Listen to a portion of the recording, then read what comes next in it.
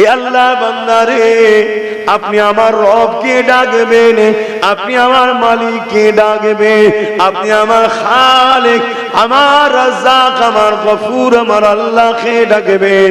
আমি ইব্রাহিম আপনার কাছে নিজেকে দান করে দেব।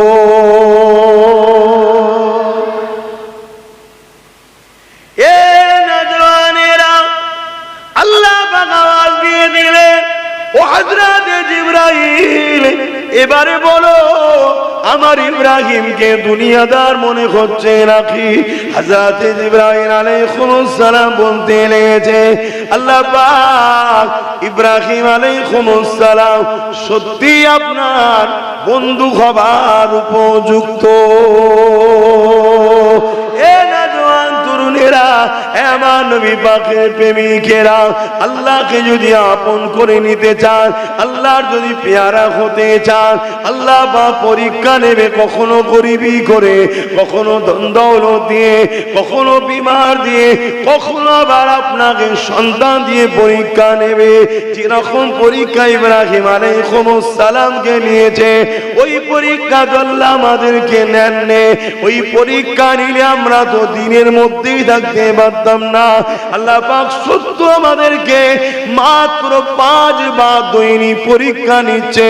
মুয়াজ্জিনের মাধ্যমে মসজিদে আয় আমাকে সিজদা দে, এই পরীক্ষাতেই তো আমরা বেশিরভাগ মানুষ ফেল হয়ে গেছি।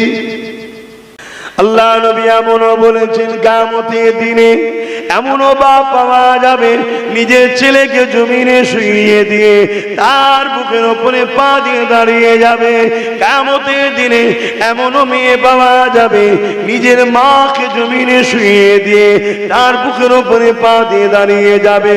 কিয়ামতের দিনে এমন ছেলে পাওয়া যাবে নিজের বাপকে জমিনে শুইয়ে দিয়ে তার বুকের উপরে পা দিয়ে দাঁড়িয়ে যাবে। কিয়ামতের দিনে এমনও মেয়ে পাওয়া যাবে নিজের জনম দুঃখিনী মাকে জমিনে শুইয়ে দিয়ে তার বুকের উপরে পা দিয়ে দাঁড়িয়ে যাবে। সাহাবারা বলতে লেগেছে, ইয়া রাসূলুল্লাহ, হাবিবাল্লাহ, এই রকমটা কেন হবে? আল্লাহ নবী বললেন, বাবা সাহাবারা, সূর্য সেদিন মাথার এক বেদা ইখতিলাফাত উপরে আল্লাহ নামিয়ে দেবে। বর্তমান সূর্য কোটি কোটি মাইল দূরে রয়েছে, এরই তাপ আমরা সহ্য করতে পারি না। চৈত বৈশাখ মাসে রাস্তায় খালি পায়ে পা দিয়া যায় না। ওই দিন কিয়ামতের দিনে সূর্যকে নামিয়ে দেবে। বর্তমান সূর্যের যে তাপ আছে এর থেকে 12 গুণ আরো তাপকে আল্লাহ বাড়িয়ে দেবে। মাথার এক বেগদা ইখতিলাফাত উপরে নামিয়ে দেবে। মাথার ঘন করে করে নাক দিয়ে জোরে জোরে পড়তে লাগবে। ওই কিয়ামতের দিনেতে লোহা যেমন গরম হয়ে লাল হয়ে যায়, সূর্যের তাপেতে জমিনটা লাল হয়ে যাবে। যার উপরে যার জোর চলবে তাকে জোর করে জমিনে শুইয়ে দিয়ে তার বুকের উপরে পা দিয়ে দাঁড়িয়ে যাবে। এটার নাম কিয়ামত। আল্লাহ তাদেরকে জিজ্ঞাসা করবে, আমার মালায়েকা ফেরেশতারা, দুনিয়ার জমিনে আপনারা কি দেখে আসলেন? বিভিন্ন বিষয় শোনাতে শোনাতে ওই ফেরেশতারা যখন শোনাতে লাগবে, ও রব্বি আল্লাহ, জমিনের উপরে একদল বান্দারা মেহনতের পয়সা খরচ করে, বান্দিরা অর্থ মেহনতের পয়সা খরচ করে দিন ইসলামের আলোচনার মাহফিল দিয়েছিল। ওই মাহফিলে উলামারা এসে আলোচনা করছিল, আর আপনার বান্দা কোন প্রকাশ্য বান্দি কোন পর্দার আড়ালে বসে বসে দিনের আলোচনা শুনতেছিল।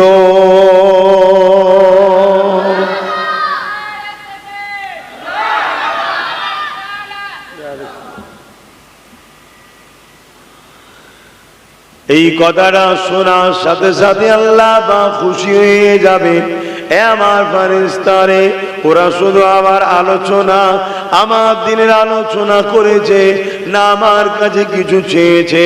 আল্লাহ পাক তারা আপনার কাছে দুই হাত তুলে জাহান্নাম থেকে নাজাতের আশা চেয়েছে, জান্নাতে যাবার আশা করেছে, আমার আল্লাহ পাক এত খুশি হয়ে যায়, এ আমার ফেরেশতা তোমরা সাক্ষী থেকে যাও, আমি আল্লাহ পাক তাদেরকে নিরাশ করে দেব না, তাদের জীবনের গুনাহ মাফ করে দিয়ে আমি আল্লাহ তাদেরকে জান্নাতি ঘোষণা দিলাম।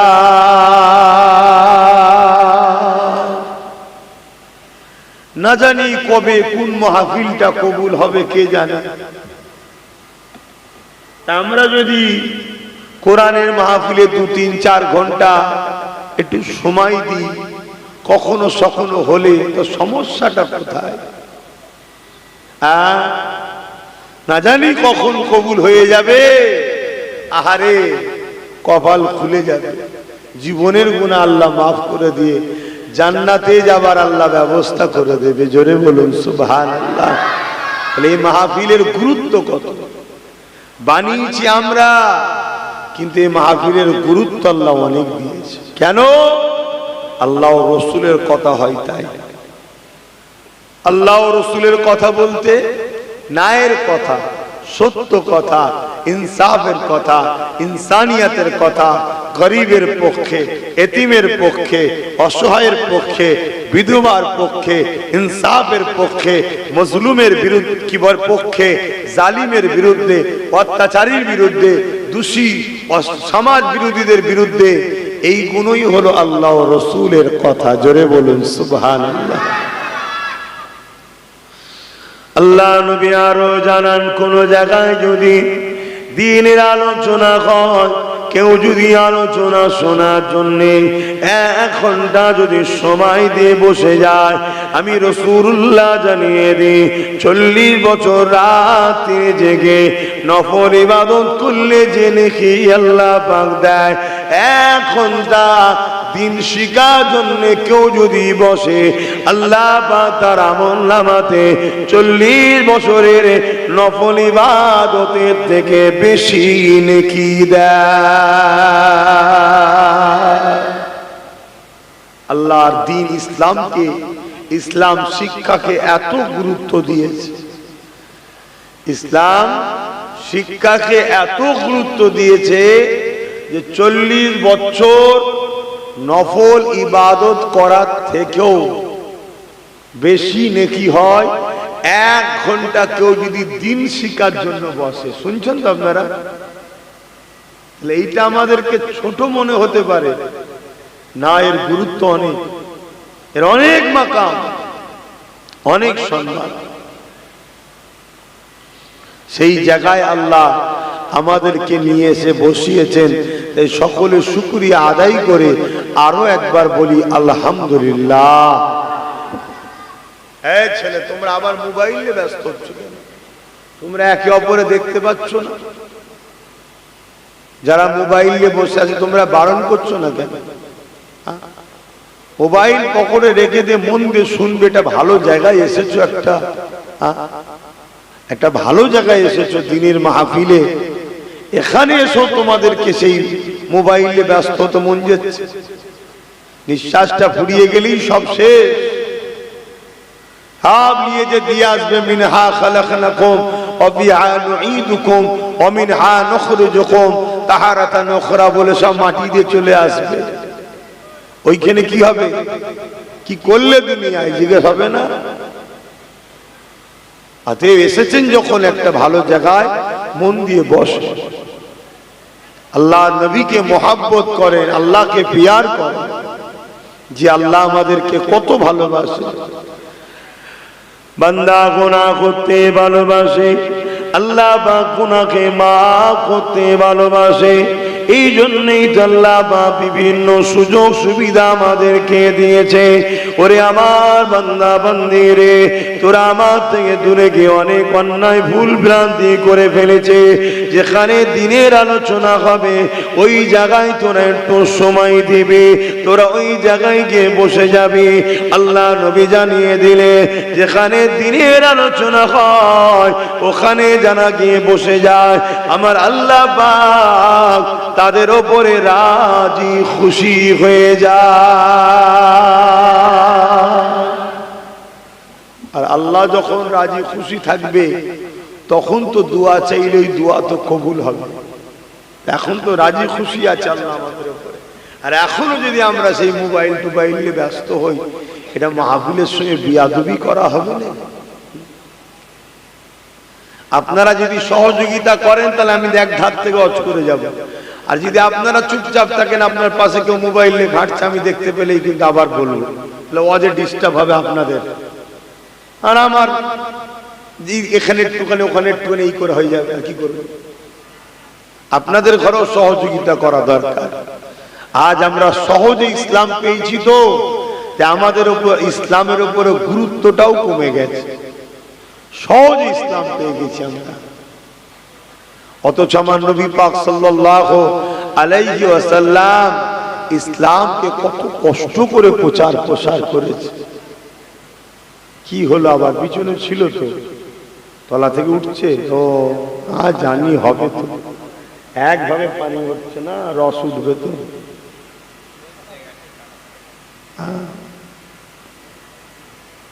হ্যাঁ বিছিয়েলেন, ডবল ডবল করে বিছিয়েলেন, কি করা যাবে। আমার আব্বা জানেরা, মায়েরা, বোনেরা, মন দিয়ে শোনে, প্রত্যেককে চলে যেতে হবে। কুল্লু নাফসিন যায়িকাতুল মউত, প্রতিটা নফসকে মৃত্যুর স্বাদ চাখতে হবে। আল্লাহর কাছে কি মুখ নিয়ে যাবেন, এটা তো ভাবা দরকার।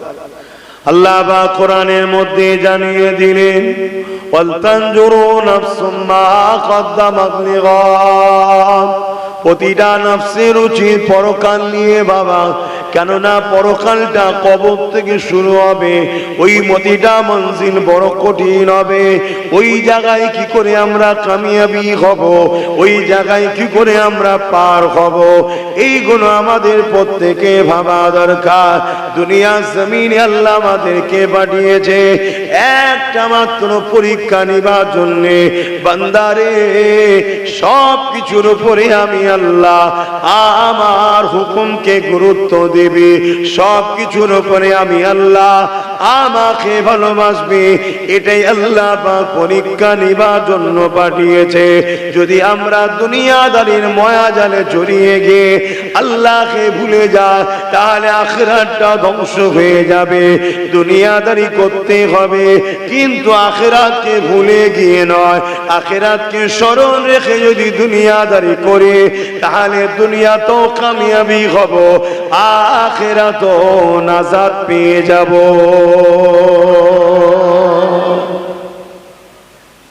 দুটোকেই স্মরণ রাখতে হবে। সংসার, কারবার, বিয়ে শাদী, ব্যবসা, ছেলে পুলে সবটাই করতে হবে। ইসলামে সব জায়েজ আছে, সমাজনীতি, অর্থনীতি, রাজনীতি, রাষ্ট্রনীতি, এডুকেশন নীতি, সম্প্রীতি নীতি, মানব বন্ধন নীতি, সবটাই ইসলামে আছে। কিন্তু নিজের মন গড়া করলে হবে না, আল্লাহ পাকের হুকুম অনুযায়ী করতে হবে। আমার রাসূল যেভাবে শিখিয়েছে ওইভাবে করতে হবে, তবেই আমরা কামিয়াবি হব, নচেত বেকার। আল্লাহ কত ভালোবাসে আমাদেরকে, সেটা তো আমাদের ভাবা দরকার। আল্লাহ পরীক্ষা নেবে, সহজে কোনো জিনিস এমনি এমনি হয়ে যায় না। আল্লাহ পাক সমস্ত নবী আলাইহিস সালাম দিওকে পরীক্ষা নিয়েছে। এ নওজওয়ান তরুণেরা, হযরত ইব্রাহিম আলাইহিস সালামকে আল্লাহ পাক পরীক্ষা নিয়েছিলেন। ইব্রাহিম আলাইহিস সালামকে আল্লাহ পাক নানান দিক দিয়ে পরীক্ষা নিয়েছে। তার মধ্যে একটা পরীক্ষা হলো, ইব্রাহিম আলাইহিস সালামকে আল্লাহ পাক অনেক ধন দৌলত দিয়েছিল, অনেক গৃহপালিত পশু দিয়েছিল, কিন্তু ইব্রাহিম নবী আল্লাহ দিয়া নিয়ামতকে শুকরিয়া আদায় করেছে, কিন্তু দিলে আল্লাহ পাকের প্রেম ছাড়া অন্য কোনো কিছু ছিল না। দুনিয়ার মায়াজালে ইব্রাহিম নবী জড়িয়ে যায়নি। এ যুবকেরা, তরুণেরা বাপেরা 1 তারিখে ইব্রাহিম আলাইহিস সালাম এইভাবে গৃহপালিত পশুগুলোকে লালন পালন করতে লেগেছে। ওই সময় জিবরাইল আলাইহিস সালাম আল্লাহ পাককে বলতে লেগেছে, ও রব্বি আল্লাহ, এই দুনিয়াদারটাকে আপনি আপনার বন্ধু খলিল করেছে, ইনি তো দুনিয়াদার, ইনি দেখুন কত গৃহপালিত পশু লালন পালন করছে। আল্লাহ পাক বলেছিলেন, হে ইব্রাহিম, হযরতে জিবরাইল, তুমি আমার ইব্রাহিমকে দুনিয়াদার বলো না।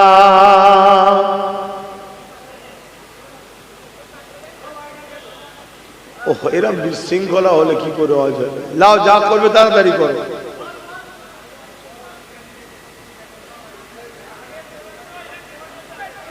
এই পাখাটা একটু ঘোরাও নেই দিদি, হালকা হালকা করে ঘোরাও।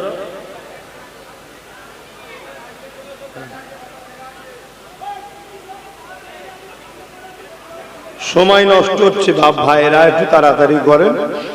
দরুদ শরীফ আল্লাহুম্মা সাল্লি আলা। এই বর্ষা পানি তো এত মানুষ কোথা থেকে জুটছে বলেন তো? সব ফেরেশতা না জিন? আমি তো ভাবছিলাম শামীমকে শুধু বলছি, ধর পানিতে লোক বেরোবে না, জলসা ক্যান্সেল করে দে। এই বর্ষা পানি তো এত লোক কোথা থেকে আসছে? দেখবে তলা থেকে আবার ঠান্ডা উঠছে। আর একটা ডবল করে চট বিছিয়ে নাও। দরুদ শরীফ আল্লাহুম্মা সাল্লি আলা। আবার পানি হচ্ছে। আল্লাহ যা করে তাই হবে।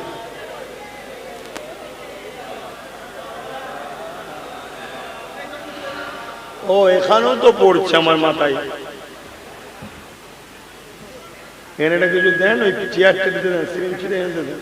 হ্যাঁ, দেন, ব্যস্ত। দেখি নাই তোমারে কোনদিন, তবু আছো হৃদয়ে অমনি। দেখি নাই তোমারে কোনদিন, কোনদিন, কোনদিন, কোনদিন। হে নবী, নবীজি আমার, তুমি আছো হৃদয়ের গভীরে, তুমি আছো হৃদয়ের গভীরে। ভুলবো তোমায় বলো কি করে? কোরআনের পথ যত খুঁজেছি, হে নবী তোমায় তত চিনেছি। কোরআনের পথ যত খুঁজেছি, হে নবী তোমায় তত চিনেছি। কোরআনই জানিয়েছে আমার, ওয়ারাফা'না লাকা যিকরাক।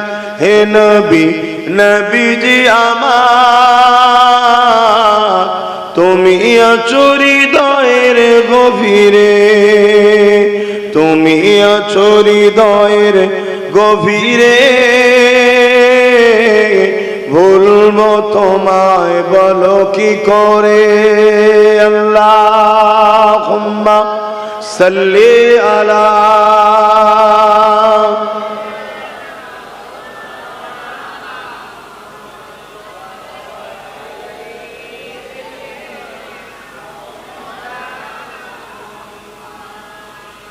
মুসলমানের ছেলে মেয়েরা, তরুণেরা, বাপেরা, এ না জওয়ানেরা, আজ কথা বলতেছিলাম, আল্লাহ পাক আমাকে আপনাকে প্রত্যেককে পরীক্ষা নেবে আমি আপনি আল্লাহকে কতটা ভালোবাসি।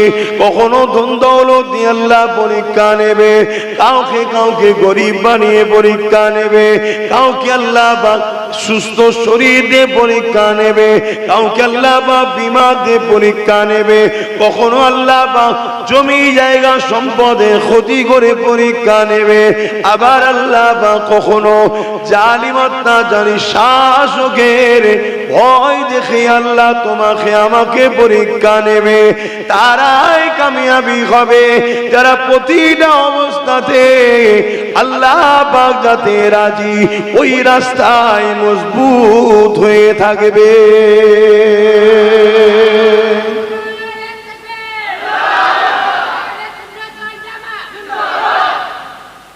এটা আমাদের পরীক্ষার জন্য দুনিয়ায় আল্লাহ পাঠিয়েছে। আমার ওই ভাইটা মোবাইল নিয়ে ব্যস্ত কেন? ওই ওখানে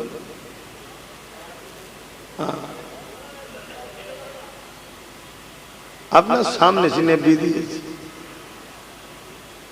ওরম করেন মানা করছে। তাহলে আল্লাহ আমাদেরকে পরীক্ষার জন্যই দুনিয়ায় পাঠিয়েছে। যে কোনো সাকসেসফুলের আগে একটা পরীক্ষা দিতে হয়। তা দুটো জায়গা, একটা জাহান্নাম একটা জান্নাত। তা জান্নাতটা হলো সাকসেসফুল, জাহান্নামটা হলো আনসাকসেসফুল। আপনি সাকসেসফুল যদি হতে চান তাহলে আপনাকে আল্লাহর পরীক্ষায় দৃঢ়তার সাথে, সবরের সাথে, ধৈর্যের সাথে আল্লাহ জিহালে রাখে আপনাকে আল্লাহর রাজির উপরে, খুশির উপরে আপনাকে অটুট থাকতে হবে, তবে আপনি কামিয়াবি হবে। হযরত বাপ্পাজান ইব্রাহিম আলাইহিস সালামকে এই জিলহজ মাস চলছে, কম পরীক্ষা নিয়েছে। তার মধ্যে একটা যেটা বলছিলাম, ওয়াগাত আল্লাহ ধন দৌলত দিয়েছিলেন আব্বাজানকে। তৎকালীন সময় অর্থ বলতে আরব দুনিয়াতে গৃহপালিত পশু, আব্বাজানের হাজার হাজার গৃহপালিত পশু ছিল। এগুলো দিয়ে আল্লাহ পরীক্ষা নিচ্ছে। ইব্রাহিম আলাইহিস সালামের এত গৃহপালিত পশু ছিল ঠিকই, কিন্তু দিলে ওই পশুর টান, ময়া, অহংকার, রিয়া, ফখর এসব ছিল না। আল্লাহ দিয়েছে। উনি সব সময় দিল থেকে আল্লাহ ধ্যানে থাকতেন। জোরে বলুন সুবহানাল্লাহ। একদিন উনি এই চরণ ভূমিতে পশুগুলোকে নিয়ে ঘুরছে, কারণ আল্লাহ সৃষ্টি তো খাওয়াতে হবে। অবালা পশুকে কষ্ট দিলেও তো পাপ হবে। অবালা পশুর সেবা করাটাও আল্লাহর দ্বীনের ইবাদত। জোরে বলুন সুবহানাল্লাহ। এতেও আল্লাহ খুশি হয়। এই জন্য ইব্রাহিম আলাইহিস সালাম ওই চারণ ভূমিতে নিয়ে ঘুরছে। আর এই দৃশ্যটা দেখে ইব্রাহিম আলাইহিস সালামকে লক্ষ্য করে হযরতে জিবরাইল সাল্লাম আল্লাহকে বলছে, আল্লাহ আপনি বলেন ইব্রাহিম আপনাকে ভালোবাসে, আপনি ইব্রাহিমকে ভালোবাসেন। তো ইব্রাহিম আলাইহিস সালাম তো দেখছি দুনিয়াদার, এত পশু নিয়ে সব চরণ করছে, চারণ ভূমিতে ঘুরে বেড়াচ্ছে। আল্লাহ পাক বললেন, জিবরিল অন্তরের খবর আল্লাহ ছাড়া তো কেউ জানে না। আর আল্লাহ যাকে জানার ক্ষমতা দেন তিনি জানতে পারেন, তবে আমার নবীও জানেন। নবীকে আল্লাহ জানার ক্ষমতা দিয়েছেন। জোরে বলুন সুবহানাল্লাহ। কিন্তু অন্তরের খবরের মালিক হলেন আল্লাহ। কথা মাথায় ঢুকছে? জিবরাইল সাল্লামকে তখন তো ইব্রাহিমের অন্তরের মেসেজ আল্লাহ জানায়নি। তাই জিবরাইল সাল্লাম বলছেন, আল্লাহ এই তো দুনিয়াদার দেখছি। আল্লাহ বলছে, জিবরাইল আমার বন্ধু সম্বন্ধে তুমি কি বলছো? তোমার যদি আপত্তি থাকে তুমি পরীক্ষা নিতে পারো আমার বন্ধুকে, তবে শোনো আমার ইব্রাহিমের দিলে কোনো অর্থ লোভ লালসা নাই। আমি দিয়েছি আলহামদুলিল্লাহ বলেছে, কিন্তু ইব্রাহিমের দিলে আমি আল্লাহ আছি। জোরে বলুন সুবহানাল্লাহ। হযরত জিবরাইল আলাইহিস সালাম বললেন, ও রব্বি আল্লাহ পাক আমি আপনার ইব্রাহিমকে পরীক্ষা করতে চাই। আল্লাহ পাক বললেন, যাও দুনিয়া জমিনে গিয়ে মানুষের সূরা ধরে চলে যাও, ইব্রাহিমের বাড়ির সামনে দিয়ে যাবে। যাবার সময় শুধু একবার আমার নামটা আল্লাহ বলে ডাকবে। জিবরাইল সাল্লাম বলছে, আল্লাহ এতে পরীক্ষা কি হবে? আল্লাহ বলছে, সামান্যটুকুই লাও না, ছোট জিনিসটাই লাও না, দেখো না কি হয়। এ না জওয়ানেরা, হযরত জিবরাইল আলাইহিস সালাম মানুষের সূরা ধরে দুনিয়া জমিনে চলে আসলেন। হযরত ইব্রাহিম আলাইহিস সালামের ঘরের সামনে দিয়ে যাবার সময়তে একবার আল্লাহু আকবার বলে আওয়াজ দিল। আর আমাদের মুয়াজ্জিন মসজিদে 5 বার আল্লাহু আকবার নামে ডাক 5 ওয়াক্ত দিতেছে, কিন্তু আমরা ওই ডাকে সাড়া দিচ্ছি না।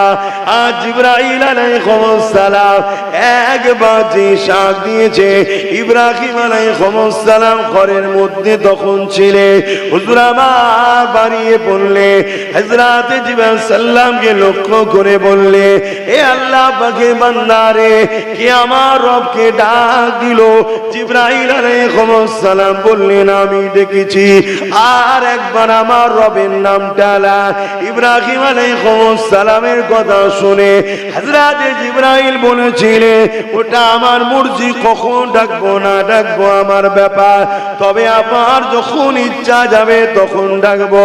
ইব্রাহিম আলাইহিস সালাম বলতে লাগলে, এ আল্লাহ পাকের বান্দা রে, তুমি যদি আমার রবের নাম নাও, আমি তোমাকে অনেক পুরস্কার দেবো। কি দেবে? আমার অনেক গৃহপালিত পশু রয়েছে, একবার আমার নামের রবের নাম নাও, আমি অর্ধেক পশু তোমায় দিয়ে দেব। আরো জোরে বলুন সুবহান। আর আমাদের মুয়াজ্জিনরা আল্লাহর নাম 5 ওয়াক্ত লিখছে, আমরা কেউ একবারও বলি না, আরে এই বর্ষাতেও বেচারিটা কি আল্লাহর নাম নেয়, শীতেও নাম নেয়, একটু মাইনেটা বাড়া না, কেউ ভাবি? আর যদি একবার বলে ফেলে, ও ঠিক আছে আমরা দেখে লিখছি, তাহলে বলো যে জাত তার কওমের মাথায় যারা বসে আছে, আলেম উলামা ইমাম মুয়াজ্জিন, এদেরকে গুরুত্ব দেয়নি, সে জাত ধ্বংস হবে না হবে না? বলো। এই সুযোগে পেটের জ্বালাতে কিছু ইমাম আলেমদের ঘরে 2 নম্বর মুসলমানরা খরিদ করে নিচ্ছে। 2 নম্বর মুসলমান মানে নকল ইসলাম। নকল ইসলাম তাদেরকে খরিদ করছে, তাদের অ্যাকাউন্টে মাসে মাসে টাকা ঢুকাচ্ছে, তাদের দ্বারা আস্তে আস্তে আমাদের ঈমানকে লুটা হচ্ছে। আমরা হুবাহুব দেখছি মুসলমান, হুবাহুব দেখছি ইমাম, হুবাহুব দেখছি মাওলানা মুফতি, কিন্তু তাকে আমরা গুরুত্ব দিইনি, তার পেটের জ্বালা রয়েছে। আর সেও দেখছে আমাকে তো দ্বীনের বিরুদ্ধে কিছু বলাবে না, নামাজ রোজার কথাই তো বলবে, শুধু ঘুরিয়ে ফিরিয়ে একটু ওলি আল্লাহদের বিরুদ্ধে বলতে বলবে। আরে বলে দেবো, একটু নবীর বিরুদ্ধে বলতে পারবে, নবী শান মর্যাদার কথা আলোচনা করবি না, নবীকে আস্তে আস্তে ভুলিয়ে দে উম্মতকে, এই তো কাজ। কিন্তু টাকা তো পাবো, আমার তো সংসার চলবে। তাহলে ধর্মটাকে আমরা তো নিজে হাতে করে গলা টিপে মারছি, আর এই সুযোগটাকে ইসলাম বিদ্বেষীরা কাজে লাগাচ্ছে। দেখছি ওরাই যখন ওদের ধর্মের দুশ্মন, তাহলে আমরাও একটু কাটা খায় নুনে ছিটাতে দিই, তাই তো সুযোগ পেয়েছি। আসুন ভাবতে হবে, ধর্মকে ভালোবাসো। আল্লাহর নাম নিয়েছে, অর্ধেক গৃহপালিত পশু নজরানা হিসাবে দিয়ে দিচ্ছে জিবরাইলকে। জিবরাইল আলাইহিস সালাম তখন মানুষের সূরাতে আছে। জিবরাইল আলাইহিস সালাম এবার রওনা দিচ্ছে, চলে যাবে। মনের মধ্যে তোড়পাড় হচ্ছে, আল্লাহ আমি কাকে দুনিয়াদার বললাম? এ তো আপনার বড় পাগল, বড় দিবানা, বড় প্রেমিক আপনার। যেই সামনে দিকে পা বেরিয়েছে, আল্লাহ পাকের পিয়ারা হযরত ইব্রাহিম আলাইহিস সালাম আবার ডাক দিচ্ছে, ও জিবরাইল, ও আল্লাহর বান্দা, আরো একবার আল্লাহর নাম নেন। আরো বাকি যে পশুগুলো আছে আমাকে আল্লাহ দিয়েছে, আমার কিছু কাজের নয়, সব দিয়ে দেবো তোমায়। জোরে বলুন সুবহানাল্লাহ। জিবরাইল আলাইহিস সালাম আবার ডাক দিলেন, সবটা দিয়ে দিলেন। এবারে জিবরাইল সাল্লাম চলে যাচ্ছে, ইব্রাহিম আলাইহিস সালাম আবার বলছে, আল্লাহর বান্দা আরো একবার ডাকে। জিবরাইল সাল্লাম বলছে, সব তো দিয়ে দিলেন, এবারে কি দেবেন? হযরত ইব্রাহিম আলাইহিস সালাম বলেছিলেন, এ আল্লাহ বান্দারে আপনি আমার রবকে ডাকবেন, আপনি আমার মালিককে ডাকবেন, আপনি আমার খালেক, আমার রাজ্জাক, আমার গফুর, আমার আল্লাহকে ডাকবেন। আমি ইব্রাহিম আপনার কাছে নিজেকে দান করে দেব।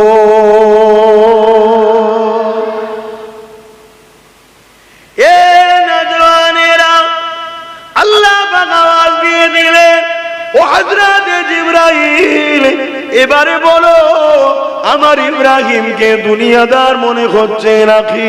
হযরত জিবরাইল আলাইহিস সালাম বলতে লেগেছে, আল্লাহ পাক ইব্রাহিম আলাইহিস সালাম সত্যি আপনার বন্ধু হবার উপযুক্ত। এ নওজওয়ান তরুণেরা, আমার নবী পাকের প্রেমিকেরা, আল্লাহকে যদি আপন করে নিতে চান, আল্লাহর যদি পেয়ারা হতে চান, আল্লাহ বা পরীক্ষা নেবে, কখনো গরিবি করে, কখনো ধন দৌলত দিয়ে, কখনো বিমার দিয়ে, কখনো আবার আপনাকে সন্তান দিয়ে পরীক্ষা নেবে। যেরকম পরীক্ষা ইব্রাহিম আলাইহিস সালামকে নিয়েছে, ওই পরীক্ষা আল্লাহ আমাদেরকে নেন নে। ওই পরীক্ষা নিলে আমরা তো দিনের মধ্যেই থাকতে পারতাম না। আল্লাহ পাক সত্য আমাদেরকে মাত্র 5 বার দৈনিক পরীক্ষা নিচ্ছে। মুয়াজ্জিনের মাধ্যমে মসজিদে আয়, আমাকে সিজদা দে। এই পরীক্ষাতেই তো আমরা বেশিরভাগ মানুষ ফেল হয়ে গেছি। দৈনিক 5 বার আল্লাহর পরীক্ষা নিচ্ছে, কি আয় আমাকে সিজদা দে। 10 থেকে 15 মিনিট সময় লাগে, কষ্ট কিছু নাই, উপকার নিজের শরীরের, স্বাস্থ্যের জন্য উপকার, মানসিক দিক দিয়ে উপকার, ব্রেনও সুস্থ থাকবে, হার্টও সুস্থ থাকবে, শরীরের হাড়ের জয়েন্ট গুলো সুস্থ থাকবে। 5 বার পরীক্ষা নিচ্ছে, বান্দা তুই আমাকে সিজদা দে। এতেই আমরা ফেল। বছরে একবার রোজা আল্লাহ আমাদের পরীক্ষা নিয়েছে, এতে আমাদের যুব সমাজ ফেল। বছরে জীবনে একবার মালদারদের জন্য হজ ফরজ, এতেও আমরা ফেল। ভাবতে হবে। আর ইব্রাহিম আলাইহিস সালাম কি আল্লাহ পাক কত দিক দিয়ে কতবার পরীক্ষা নিতে লেগেছে। ইব্রাহিম নবী যখন নমরুদের বিরুদ্ধে নাই কথা বললো, অত্যাচারী শাসক ছিল নমরুদ।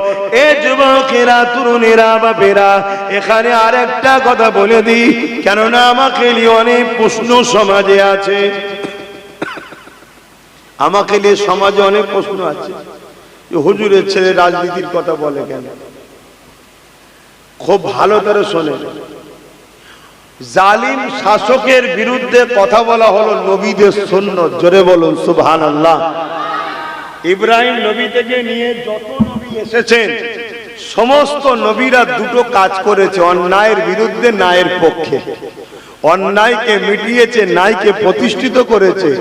তাই নবীদের বিরুদ্ধে জালিম শাসকরা ছিল, আর নবীরা জালিম শাসকদের বিরুদ্ধে লড়াই করে মজলুম অসহায় আল্লাহর সৃষ্টিগুলোকে বাঁচিয়েছে। এর নামই হলো ইসলাম। জোরে বলুন সুবহানাল্লাহ। দাড়ি, টুপি, নামাজ, রোজা, হজ, যাকাত, হজ, এগুলো সব ব্যক্তি জীবনের আমল। আমি নামাজ পড়লে আপনার উপকার হবে নাকি ভাই? আমি রোজা রাখলে সমাজের উপকার হবে?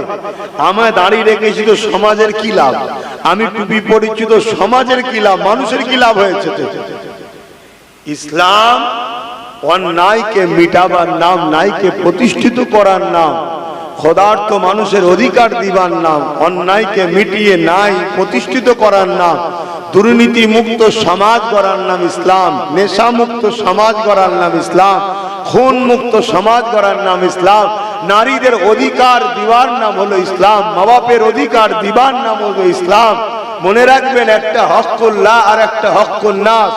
বান্দার হক আর আল্লাহর হক। আল্লাহর হক হলো নামাজ, রোজা, হজ। এতে যদি আপনার ভুল হয়ে যায়, আল্লাহর কাছে কাঁদবেন, আল্লাহ বলছে আমি মাফ করে দেবো। কিন্তু বান্দার হক যদি তুই আদায় না করিস, আমি আল্লাহ মাফ করব না, বান্দা যদি মাফ না করে। শুনছেন তো?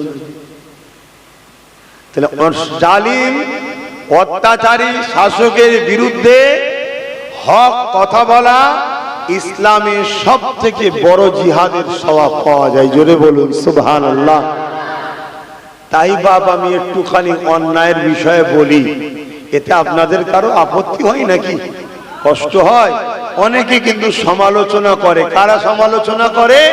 যারা হয় অন্যায় করে না, অন্যায়কারীর সাথে জড়িয়ে আছে, তারা সমালোচনা করে। সমালোচনা যদি করে আমি কি করতে পারি? ইসলামের বিরুদ্ধেও সমালোচনা হয় না, হয় না? রাসূলুল্লাহর বিরুদ্ধে সমালোচনা হয় না, হয় না? আল্লাহর বিরুদ্ধে সমালোচনা হয় না, হয় না? কোরআনের বিরুদ্ধে সমালোচনা হয় না, হয় না? যদি কোরআনের বিরুদ্ধে সমালোচনা হতে পারে, আল্লাহর বিরুদ্ধে, রাসূলের বিরুদ্ধে সমালোচনা হতে পারে, দ্বীনের বিরুদ্ধে সমালোচনা হতে পারে, যারা ওইগুলো সমালোচনা করে ওই দ্বীনের গোলাম আমার সমালোচনা তো তারাই করবে, তো সমস্যা কোথায়? কথা বুঝছেন তো নাকি? তো ইব্রাহিম আলাইহিস সালাম, নমরুদ ছিল তখন পৃথিবীর রাজা। সে ছিল বড় জালিম, অত্যাচারী শাসক, খুনি, চরিত্রহীন, লুটেরা। এমনকি শত শেষ ক্ষমতা দখল করতে করতে করতে এমন একটা জায়গায় যে পৌঁছালো, ইব্রাহিম নমরুদ মানুষের খোদা পর্যন্ত দাবি করলো। যে আবহাওয়া আমার ভারতবর্ষ এখন যাচ্ছে, আমার ভারতবর্ষ তো এই রাজা প্রথা চালু হবে, তারপরে প্রথা চালু হবে, কেউ একজন খোদা হবে ভারতের, সবাইকে তার উপাসনা করতে হবে, সেই দিকে নিয়ে যেতে চাইছে। এখানে শুধু মুসলমান বিপদে পড়বে তা নয়, এসসি এসটি দলিত যত গরিব মানুষ আছে সবাই বিপদে পড়বে। কথা বুঝে আসছে তো? যাক, ওই দিকে নিয়ে যেতে চাইছে। আমাদের ঘরে যদি এখনো সজাগ না হই, আর যদি উলামারা আপনাদের সজাগ না করে, আপনারা তো স্বাভাবিক হাঁ করেই থাকবেন। এটা তো আমাদের দায়িত্ব আপনাদের ঘরে সজাগ করা। 1450 বছর আগে আমার নূর নবী, দয়ান নবী কিয়ামত পর্যন্ত কি হবে বলে দিয়ে গেছে না যায়নি? জোরে বলুন। কিয়ামতের পরে কি হবে, ময়দানে কি হবে, সব বলেছে না বলেনি? রাসূল পাক সাল্লাল্লাহু আলাইহি সাল্লাম অ্যাডভান্স আগে থেকে সব কিছু সতর্ক করে গেছে। তাহলে নবীর উম্মত হিসাবে আমরাও কোরআন সুন্নাহর আলোকে, আল্লাহ যখন আমাদেরকে জ্ঞান বিবেক বুদ্ধি দিয়েছে, আমরাও যখন দেখতে পাচ্ছি আগামীতে কি হতে চলেছে, আমাদের ঘরেও জাতিকে আগে সজাগ করা দরকার আছে না? না?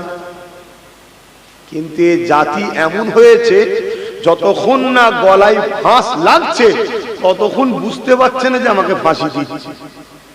দড়ি দেখেও মনে করছে না, ঝুলানো হচ্ছে তখনও মনে হচ্ছে না না এমনি হয়তো আদর করছে। যখন এবার চাপ পড়েছে, ঝুলে গেছে, তখন মনে করছে না রে ফাঁসি দিচ্ছে তো, তখন আর যে ভেবে কি লাভ? তখন ভেবে আর কি লাভ হবে?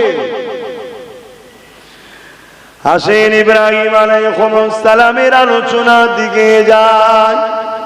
ইব্রাহিম আলাইহিস সালাম নাই কথা বলার জন্য, গরিবের পক্ষে কথা বলার জন্য, ইনসাফের পক্ষে কথা বলার জন্য, সত্য কথা বলার জন্য, সেই সময়ে নমরুদ ছিল পৃথিবীর রাজা।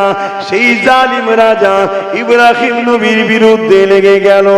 এ যুবকেরা, আমরাও তো ইব্রাহিম নবীরই সন্তান।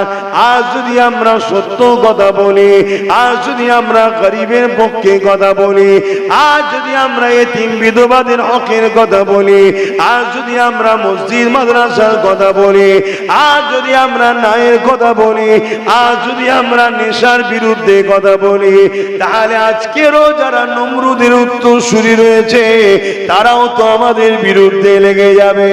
এর জন্য ভয় খেলে হবে না, এর জন্য চিন্তা করলে হবে না, কেননা এটাই তো আল্লাহ পাকের পরীক্ষা। বান্দারে, তুমি আমার জন্য হক কথা বলো, তুমি আমায় যদি ভালোবাসো নাই কথা বলো।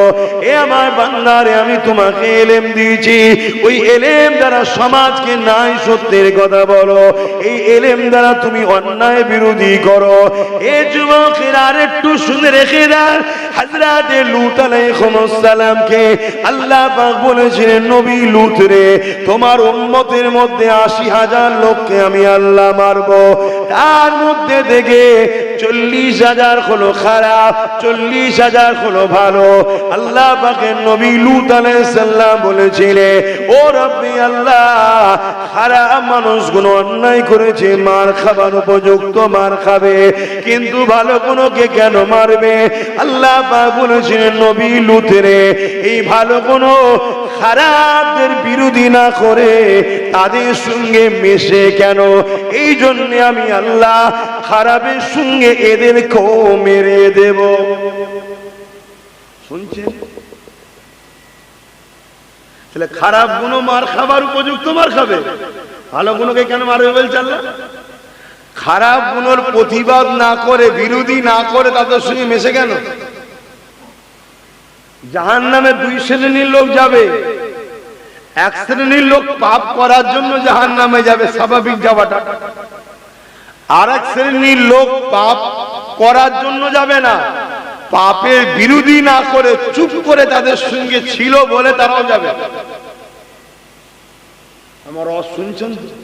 আমি ইসলাম বলছি, আমার আব্বার কথা বলছি না যে মানবো না মানবো না, না এখানে মানবো না বললে হবে না। এটা আমার আব্বার কথা নয়, এটা আমার দ্বীন ইসলাম, আমার আল্লাহ ও রাসূলের কথা। আপনাকে মানতেই হবে। আপনি আল্লাহকে ভালোবাসেন বলে, তাহলে আল্লাহর জন্য আপনাকে তো হকের পক্ষে দাঁড়াতে হবে। দাঁড়াতে গিয়ে কেস হবে, মার খেতে হবে, মরতে হবে। এটাই তো প্রেম, এটাই তো প্রেম নাকি? না আমার কি দরকার? আমার পেটের জ্বালা ধরেছে নাকি যে খেয়ে দে কাজে রাত্রিরে আরামের সময় ঘুম টুম ছেড়ে দিয়েছে, আবার হক কথা বলতে গেলে দুশ্মন বাড়ছে? আমাকে বলতে হবে না? কিয়ামতের দিন আল্লাহ ধরবে, তোকে আমি ইলম দিয়েছিলাম, তোর সামনে হাজার হাজার লোককে কে আনতো? এই আপনাদের ঘরে কে আনছে? এই পানি বর্ষায় আমি আনছি নাকি আপনাদের ঘরে? আল্লাহ আপনাদের ঘরে টেনে নিয়ে আসছে, চ আব্বাস সিদ্দিকী এসেছে, এই মহব্বতটা আপনার সঙ্গে আমার জুড়ে দিয়েছে।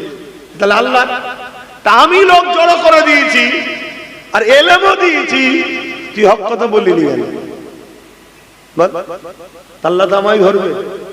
এখন হক কথা বলতে গিয়ে যদি আপনার গায়ে লেগে যায়, কারো গায়ে লেগে যায়, ওটা আমি ভাববো না আমার আল্লাহর কথা ভাববো? বল, একটু সরাসরি দেবেন তো? আল্লাহর কথা ভাবতে হবে। কেন? আপনি তো আমার কেউ নয়, এ তো দুদিনের রিশতা। আমার বাপ মাও দুদিনের। নিঃশ্বাস ফুরালে 5 দিন পরে সব ভুলে যাবে। কবরে কেউ কারো নয়, আখিরাতেও কেউ কারো নয়। সব বলবে নফসি নফসি নফসি। বাপ মা, স্ত্রী, পরিবার, সন্তান, এসব পরীক্ষার জিনিস, এগুলো দুনিয়া। এগুলোকে আল্লাহ বলেছে দুনিয়া। সন্তান দিয়ে আল্লাহ পরীক্ষা নেয়, আওলাদ দিয়ে, বাপ মা দিয়ে পরীক্ষা নেয় যে দেখি কি করে। সব দুনিয়া। অথচ কিয়ামতের দিনে সবাই বলবে নফসি। আল্লাহ নবী এমনও বলেছেন, কিয়ামতের দিনে এমনও বাপ পাওয়া যাবে নিজের ছেলেকে জমিনে শুইয়ে দিয়ে তার বুকের উপরে পা দিয়ে দাঁড়িয়ে যাবে। কিয়ামতের দিনে এমনও মেয়ে পাওয়া যাবে নিজের মাকে জমিনে শুইয়ে দিয়ে তার বুকের উপরে পা দিয়ে দাঁড়িয়ে যাবে। কিয়ামতের দিনে এমন ছেলে পাওয়া যাবে নিজের বাপকে জমিনে শুইয়ে দিয়ে তার বুকের উপরে পা দিয়ে দাঁড়িয়ে যাবে। কিয়ামতের দিনে এমনও মেয়ে পাওয়া যাবে নিজের জনম দুঃখিনী মাকে জমিনে শুইয়ে দিয়ে তার বুকের উপরে পা দিয়ে দাঁড়িয়ে যাবে। সাহাবারা বলতে লেগেছে, ইয়া রাসূলুল্লাহ, হাবিবাল্লাহ, এই রকমটা কেন হবে? আল্লাহ নবী বললেন, বাবা সাহাবারা, সূর্য সেদিন মাথার এক বেদা ইখতিলাফাত উপরে আল্লাহ নামিয়ে দেবে। বর্তমান সূর্য কোটি কোটি মাইল দূরে রয়েছে, এরই তাপ আমরা সহ্য করতে পারি না। চৈত বৈশাখ মাসে রাস্তায় খালি পায়ে পা দিয়ে পাওয়া যায় না। ওই দিন কিয়ামতের দিনে সূর্যকে নামিয়ে দেবে। বর্তমান সূর্যের যে তাপ আছে এর থেকে 12 গুণ আরো তাপকে আল্লাহ বাড়িয়ে দেবে। মাথা রাখবে দেখতে রাখাত উপরে নামিয়ে দেবে। মাথা রাখে নগুনো করে করে নাক দিয়ে ঝরে ঝরে পড়তে লাগবে।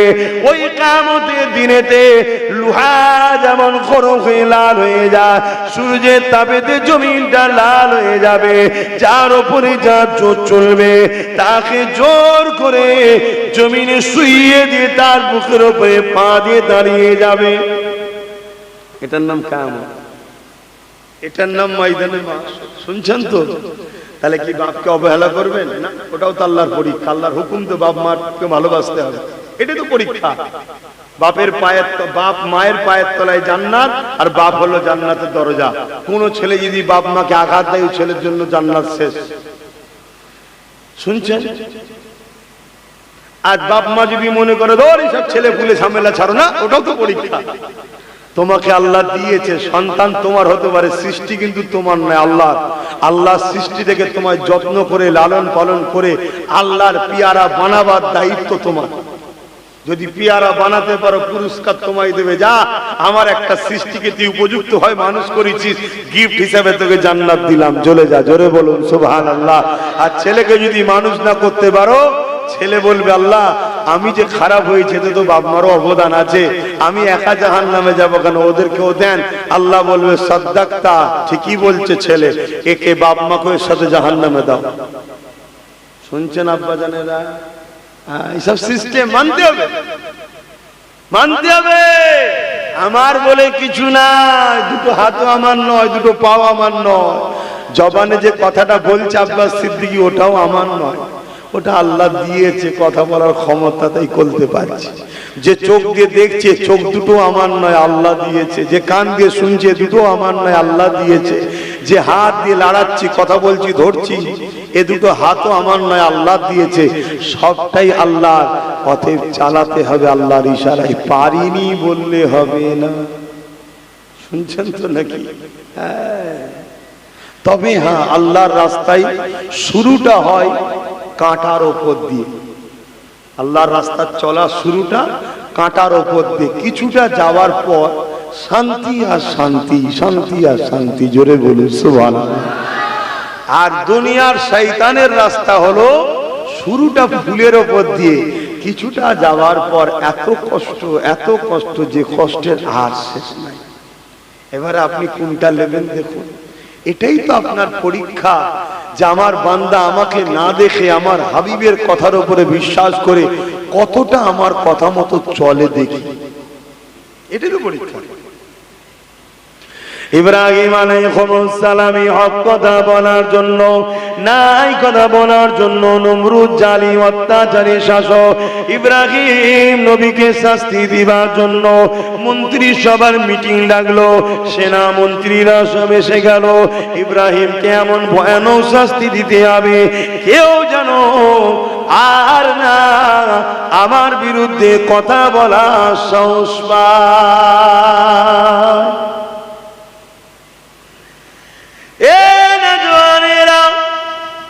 আলোচনায় রায় হয়ে গেল।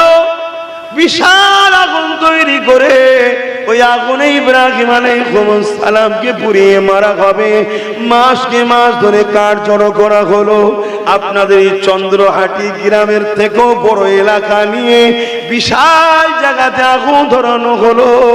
এই আগুনটা যাতা আগুন নয়, কয়েক মাস ধরে কাঠ জড়ো করে আগুন জ্বালিয়েছে। এই আগুনের তীব্রতা এত জোর হয়েছে মানুষ কাছে যেতে পারছে না, উপর থেকে কোনো পাখি উড়ে যেতে পারছে না, সব ঝলসে পড়ে যাচ্ছে। এই আগুনে ইব্রাহিম নবীকে ফেলবে কি করে? তাই ইবলিস শয়তান এসে বুদ্ধি দিল, চরকি তৈরি করো, যে চরকিতে ঘুরিয়ে ঘুরিয়ে টান মেরে ছুঁড়ে ইব্রাহিমকে আগুনে ফেলে দেওয়া হবে। কথা মতো কাজ হয়ে গেল। আব্বাজান ইব্রাহিম আলাইহিস সালামকে নিয়ে আসা হয়েছে। আসার পরে আবার বলতে লেগেছে, ইব্রাহিম রে, তোমাকে আগুনে ফেলা হবে, তুমি যদি এখনো চাও আল্লাহ আল্লাহর দ্বীনের কথা বন্ধ করে দিয়ে আমার রাজত্ব স্বীকার করে নাও, আমার দলে চলে আসো, তোমাকে আমার রাজ দরবারে সম্মানীয় পদ দেব। কি দেবে? সম্মানীয় পদ। এখন সব পদের পিপাসিত আমরা, সম্মান একটু পেলে হয়। কোনটা জান্নাত কোনটা জাহান্নাম দেখা দেখিনি। যদি মাফ করবেন সামান্য পদের জন্য যদি মদ শুকরের মতো হারামও খেতে বলে, এখন অনেকে খেয়েও ফেলবে। আমরা এত লুবি হয়ে গেছি। আল্লাহ মাফ করো, আল্লাহ আমাকে হিদায়েত করো, বলুন আল্লাহুম্মা আমিন। আমাকে কম কিনা ষড়যন্ত্র চলছে, কম লোভ আমাকে দেয়া হচ্ছে, আল্লাহ আমাকে এখনো পর্যন্ত বাঁচিয়ে রেখেছে। আপনারা দোয়া করবেন, মরে যাই যেন, মরে যায় আলহামদুলিল্লাহ, ভালো কথা, কিন্তু বেঈমানদের কাছে বিক্রি যেন না হয়ে যায়। বলুন আল্লাহুম্মা আমিন। খুশিতে বললেন না, বলুন না আল্লাহুম্মা আমিন। কেন দুদিনের দুনিয়া ভাই আমার, দুদিনের দুনিয়া, আখিরাত বড় কঠিন, ও বড় কঠিন। কবরে কেউ যাবে না সাথে। আমার বালাখানা, আমার টাকা পয়সায় আমার বেটা ঘুরবে, আপনার জমি জায়গা গাড়ি বাড়িতে আপনার বেটা ঘুরবে।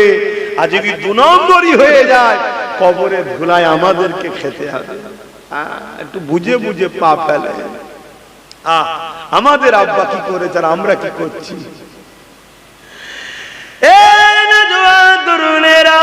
হযরতে ইব্রাহিম আলাইহিস সালামকে চরকিতে তুলে দেয়া হলো। ইব্রাহিম নবী একটাই কথা বলতে লেগেছে, অন্যায়ের সঙ্গে আপোষ নয়, অন্যায়ের সঙ্গে হাত নয়, অন্যায়ের সঙ্গে মিল মহব্বত নয়, অন্যায়ের সঙ্গে কোনোভাবে এক হওয়া যাবে না। এতে যদি ইব্রাহিমের জীবন চলে যায়, ইব্রাহিম আল্লাহর জন্য জীবন দিতে বসতো, কিন্তু অন্যায়ের সঙ্গে আপোষ করতে নাই। আর কয়েকদিন পরেই আসতে লেগেছে মুহররম মাস। ওই সময় হযরতে ইমাম হুসাইন আলাইহিস সালাম কি বলেছিলেন, এ যুবকেরা, হুসাইন গর্দান কাটিয়ে দেয়া পছন্দ করে, নানা দুশমনদের সঙ্গে হাত মিলাতে রাজি নয়।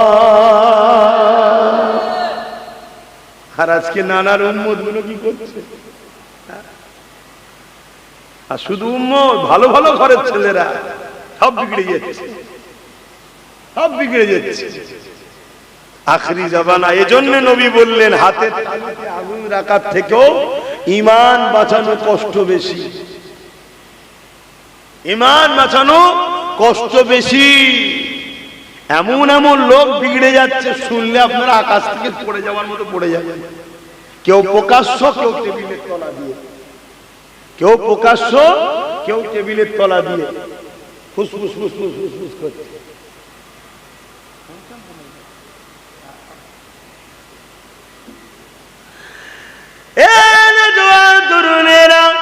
হযরত ইব্রাহিম আলাইহিস সালামকে চরকি খোলানো শুরু হয়েছে, এবারে আগুনে ফেলে দেওয়া হবে।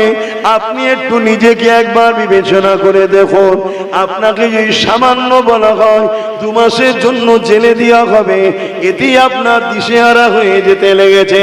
সামান্য যদি আপনাকে একটু কিছুদিনের জন্য আপনার কাজ কারবারটা বন্ধ হয়ে যায়, এতে আপনি দিশেহারা হয়ে যাচ্ছে। সামান্য যদি আপনাকে কেউ একটু ফোনে হুমকি দেয়, এতে আপনি দিশেহারা হয়ে যেতে লেগেছে। এ যুবকেরা, তরুণেরা, বাপেরা, এই চন্দ্রহাটি থেকে বড় এলাকা নিয়ে বিশাল আগুনের অগ্নিকুণ্ডতে ইব্রাহিম আলাইহিস সালামকে চরকি খোরানো শুরু হয়ে গেছে। এবার আগুনে ছুঁড়ে ফেলে দেওয়া হবে। ঠিক এমনই সময়েতে হযরতে জিবরাইল আলাইহিস সালাম চলে এসেছে, ওই চরকিকে ধরে ফেলেছে। ধরে ফেলার পরে বলতে লেগেছে, ও হযরত ইব্রাহিম আলাইহিস সালাম, বিশাল আগুনে আপনাকে নমরুদ নিক্ষেপ করতে লেগেছে, আমি কি আপনার সাহায্য করব? আপনি যদি বলেন এদেরকে এখানে সব নেস্তেনাবুদ করে দেব, কেন আমার যে ডানা আছে, এই ডানার ঝাপটা মারবো, এখানে কাউকে আর দেখা যাবে না। এইরকম একটা টাইমে কেনা সাহায্য চাইবে। কিন্তু আব্বাজান হযরত ইব্রাহিম আলাইহিস সালাম কি বলেছিলেন, ও ভাই হযরত জিবরাইল রে, আমার আল্লাহ ইব্রাহিমকে পরীক্ষা নিচ্ছে। এই পরীক্ষা সময়ে, নাজুক সময়ে কেন আপনি আমাকে ডিস্টার্ব করতে লেগেছে? আপনি যান, চলে যান, আমাকে আগুনে ফেলা হচ্ছে, এটা আমার আল্লাহ দেখতে লেগেছে। নমরুদের বিরুদ্ধে বলেছি, অন্যায়ের বিরুদ্ধে বলেছি, ন্যায়ের পক্ষে মানুষকে ডেকেছে, এই জন্য ইব্রাহিমকে আগুনে ফেলছে জালেম নমরুদ। আল্লাহ পাক সব দেখতে লেগেছে, আল্লাহ পাকের ক্ষমতাও রয়েছে, আমাকে তিনি বাঁচাতে পারে। আর যদি আল্লাহ আগুনে পুড়িয়ে দিই, ইব্রাহিমকে পরীক্ষা নেয়, ইব্রাহিম আমাকে কত ভালোবাসে, আমার জন্য আগুনে পুড়তে পারে কিনা দেখবো। ও ইব্রাহিম, শুনে রেখে দাও, আমি আমার আল্লাহকে এত ভালোবাসি, একবার নয়, আবার যদি জান ফিরে পায় আবার 1000 বার পুড়তে রাজি আছি। আরো জোরে বলুন সুবহান।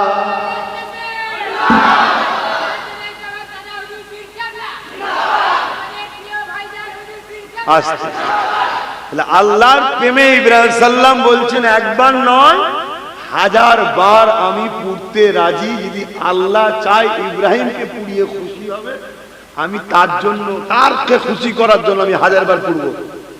তা আমার আল্লাহ যদি আমাদের কাউকে চাই একটু ডাল ভাত খাওয়াবে, আমরা কি আল্লাহর খুশির জন্য ডাল ভাতে খুশি নয়? আমাদের আল্লাহ যদি চান যে কাউকে একটু জেল খাটাবে, আমরা কি আমার আল্লাহর জন্য খুশি নয়? আমার আল্লাহ যদি আমাকে পরীক্ষা নেয়, যে আব্বাস সিদ্দিকী তুমি হক কথা বলবে, তার জন্য তোমাকে জালিমরা কেস করবে, ওই কেসে তোমাকে তুলিয়ে যে কিছুদিন জেল খাটানো হবে, তুমি আমার প্রেমে জেল খাটতে পারো কি দেখি। এই পরীক্ষা যদি আল্লাহ নেয়, আমরা কেমন খোদার দাস, আল্লাহর খুশির জন্য একটু জেল খেটে আসতে পারবো? হ্যাঁ কি না বলছেন? এত দুর্বল কেন আমরা? হ্যাঁ, ইউসুফ আলাইহিস সালাম যিনি একটা নবী, হ্যাঁ, মিশরে মিথ্যা নারী ঘটিত বিষয়ে জেল খেটেছে, জানেন না? জানেন না? মিথ্যা কি হযরত, একটু বলবো, আমার আব্বারা কি বলছিল, কত যখন এসে গেছে একটু বলে দিই, কেন এই ওয়াজ আবার অন্যরকম ভাবে হয়। এই ওয়াজ এমন ভাবে হয়, আমার অমুসলিম ভাইয়েরা বলবে, দেখ মুসলমানদের নবীর আবার প্রেম ভালোবাসা করছে। কথা বুঝে আসছে না? মৌলী সাহেব তো 1000 কোয়ালিটির আছে। আল্লাহর দুনিয়ায় কত রকম খোদার চিড়িয়াখানায় লোক রয়েছে। আল্লাহু আকবার। হযরতে জুলাইখা আম্মা যখন ইউসুফ আলাইহিস সালামকে ভালোবেসে নিজের খাস কামরায় বড় প্ল্যান করে নিয়ে গিয়েছিলেন, তখন জুলাইখা আম্মা কিন্তু ইসলাম কবুল করেনি, তখন এক আল্লাহকে মানত না, তখন তিনি একটা মূর্তির উপাসনা করতেন। এটা খুলে বলতে হবে নাকি? তখন তিনি একটা মূর্তির উপাসনা করতেন, এক আল্লাহকে মানতেন না। ইউসুফ আলাইহিস সালাম যখন ঘরের মধ্যে বন্দী হয়ে গেছে, ইউসুফ নবী বড় চনমন করতে লেগেছেন। আল্লাহ নবী তো আল্লাহর ভয়ে শরীর কাঁপতে লেগেছে। জুলাইখা আম্মা বলছেন, এই ইউসুফ, পুরো রাজপ্রাসাদ খালি, কেউ নেই, সব ছুটি করে দিয়েছি, আমার খুব তোমাকে পছন্দ, বাকিটা সবই বুঝতে পারছেন, আমার মনের ইচ্ছা তুমি আমার পূরণ করো।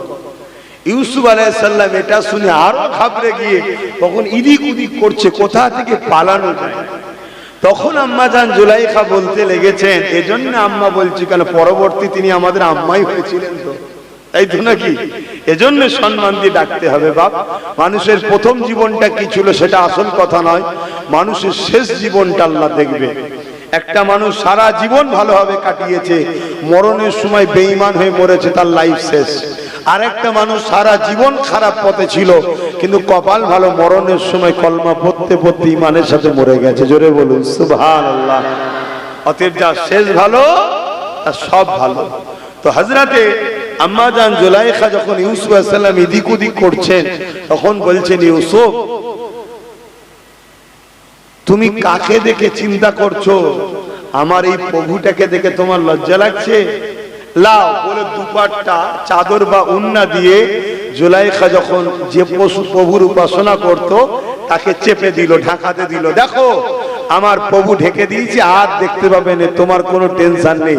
ইউসুফ আলাইহিস সালাম বললেন, আমি যার উপাসনা করি তিনার কাছে কোনো জিনিস তো দূরের কথা, অন্তরের খবরও লুকানো যায় না। জোরে বলুন সুবহানাল্লাহ, আরো জোরে বলুন সুবহানাল্লাহ। আমাদের কারো অন্তরের খবর কি আল্লাহর কাছে লুকাতে পারবো আমরা? তিনি অন্তরের খবরও জানেন। এই বলেই ইউসুফ আলাইহিস সালাম আল্লাহ সাহায্য চাইলেন, বলেই বিসমিল্লাহ বলে ছুট দিলেন। যখনই দরজার দিকে ছুট দিয়েছে, কেউ যেমন আগে থেকে দরওয়ান দাঁড়িয়ে তাকে ভিআইপির জন্য গেট ওপেন করে দেয়, আরে ভিআইপি তো ভিআইপি, নবী যাচ্ছে না, আল্লাহর ফারিস্তা দিয়ে হোক আর কিভাবে সেটা আল্লাহ ভালো জানে, প্রত্যেকটা দরজা অটোমেটিক খুলছে আর ওপেন হচ্ছে, খুলছে ওপেন হচ্ছে। তালা লাগানো ছিল, অনেক কটা দরজা আছে, তালা লাগানো ছিল, ওপেন হচ্ছে। ইউসুফ আলাইহিস সালাম ছুটতে লেগেছে, আর শেষ দরজাটা যখনই পার হবে, হযরতে জুলাইখা পিছন থেকে ইউসুফ নবীর জামাটা ধরে ফেলেন। ওই জামা ছিল জুলাইখা আম্মার হাতে রইল, ইউসুফ নবী পালিয়ে গেলেন। বিচার হলো বাদশার কাছে। বাদশার কাছে বিচার হওয়ার পর সবাই বিচারে বলতে লাগলো, শোনো, যদি ইউসুফের জামার সামনের দিকটা ছিঁড়া থাকে তাহলে ইউসুফ হলো আসামি। নাউজুবিল্লাহ, বুঝাতে চাইছি তাদের যে বিচার, অর্থাৎ ইউসুফ পাপ কাজের জন্য আগ্রহ হয়েছিল। আর যদি পিছন দিকটা ছিঁড়া থাকে তার মানে ইউসুফ পাপ কাজের জন্য আগ্রহ নয়, সে পালাতে চেয়েছিল। জুলাইখা পাপ কাজের জন্য আগ্রহ হয়েছিল। বিচারে ফায়সালা হলো ইউসুফ নবী নির্দোষ, জুলাইখাই দোষী। কিন্তু রাজার পরিবারের কথা বাইরে চলে গেলে তো বিপদ হয়ে যাবে, নাক কাটা হয়ে যাবে। নির্দোষ ইউসুফ আলাইহিস সালামকে জোর করে জেলে ভরে দেওয়া হবে। এরকম আজও ঘটনা ঘটনা জোরে বলে কথা বলছে না তো, ঘটছে তো, আফসোস করার কি আছে, তো ঘটবে।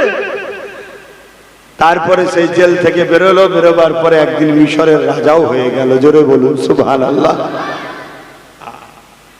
আমি তো আমার ছোটটাকে শুধু বলি, নওশাদকে, ঘাবড়াস নি, কিছু একটা ভালো জিনিস তোর জন্য অপেক্ষা করছে। তুই কিছুদিন নির্দোষ খেটে এসেছিস, ওর কোনো দোষ ছিল নাকি? কলকাতার সিনটা দেখেছিলেন তো, কোনো দোষ নয়। আজকে পুরো ভাঙ চুর করছে বিজেপি, তাদের ঘরে কিছু বলছে না।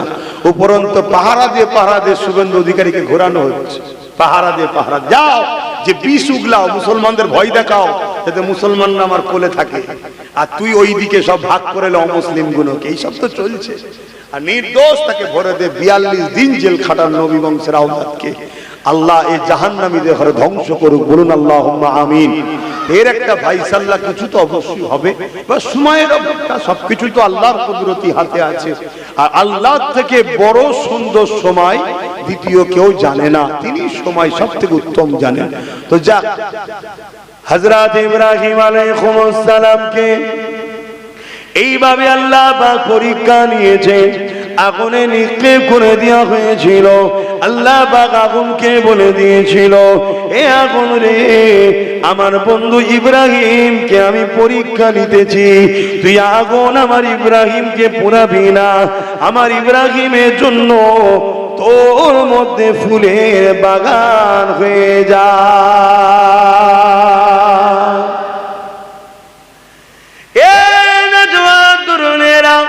ভেবে দেখুন কত কঠিন পরীক্ষা নিয়েছে। আর একটু আগে চলো, ইব্রাহিম আলাইহিস সালাম বিবাহ করলো আম্মা জান হাজেরা আলাইহিস সালামের সঙ্গে।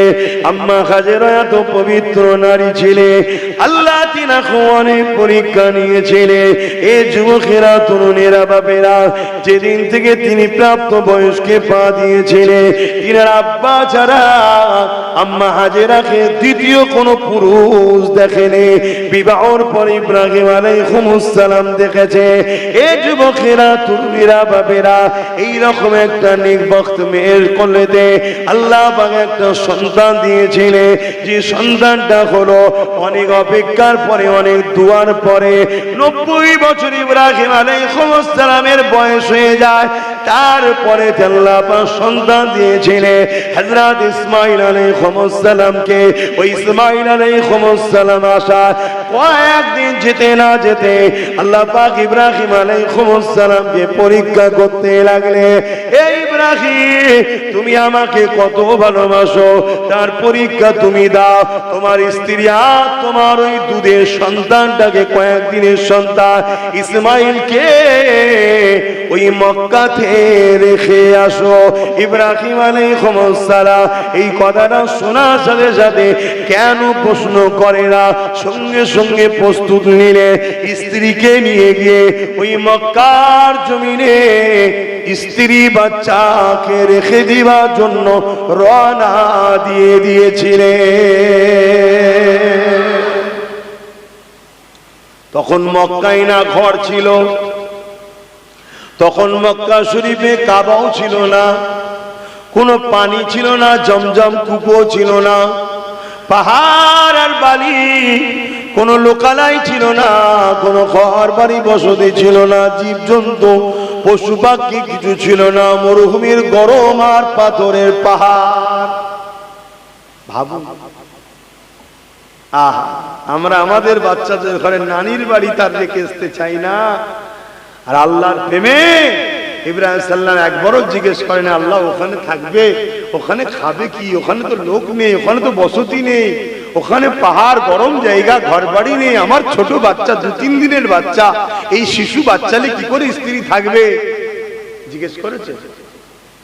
আল্লাহ তুমি রাজি, তোমার হুকুম, কেন আমার তোমার থেকো, আমার বাপ মার থেকো আমার কাছে, বা তোমার বাপ মার থেকো, বা আমাদের সবার কাছে আত্মীয় স্বজন সবার থেকেও বেশি আপন হলো আমাদের আল্লাহ। জোরে বলুন সুবহানাল্লাহ। আল্লাহ থেকে বড় আপন আমাদের কাছে কেউ আছে নাকি ভাই? তিনি যখন হুকুম করেছে তাহলে আমাদের আবার টেনশন কিসের?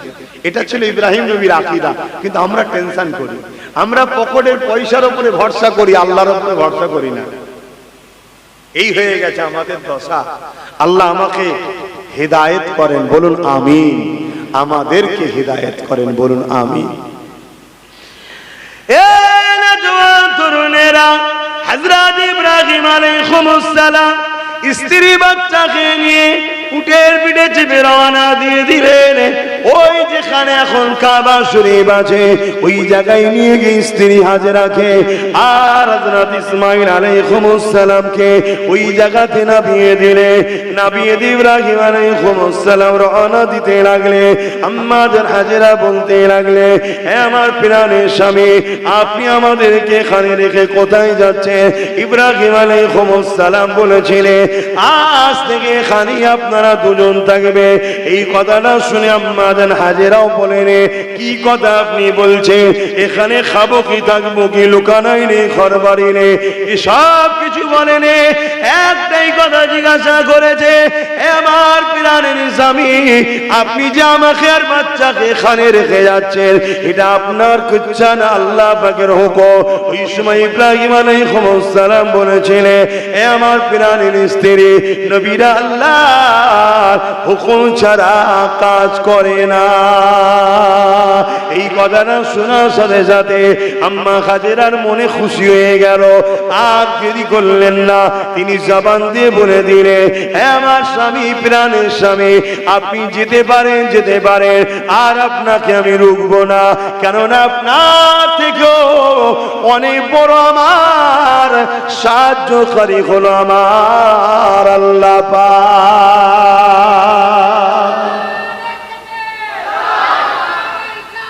ইয়া রাসূল,